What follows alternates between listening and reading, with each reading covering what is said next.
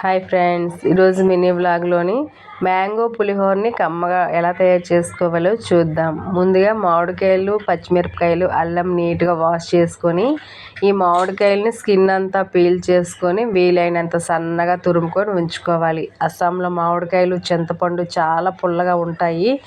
ఇలా వీలైనంత సన్నగా తురుముకున్న తర్వాత రైస్ని పొడి పొడిగా ఉండేటట్టు చూసుకోవాలి. తర్వాత స్టవ్ ఆన్ చేసి కడాయి పెట్టుకొని ఆయిల్ వేసుకొని హీట్ అయిన తర్వాత వేరుశెనగ గుళ్ళు వేసి ఫ్రై చేసుకున్న తర్వాత పోపు దినుసులు వేసుకోవాలి. వేగిన తర్వాత ఒకదాని వెనక ఒకటి వేసుకొని ఎండుమిర్చి, పసుపు, కరివేపాకు, పచ్చిమిర్చి, అల్లము, మనం తురుముకున్న మ్యాంగో తురుము, మీ రుచికి తగ్గట్టుగా సాల్ట్ వేసుకొని 2 నిమిషాల పాటు మగ్గించుకోవాలి.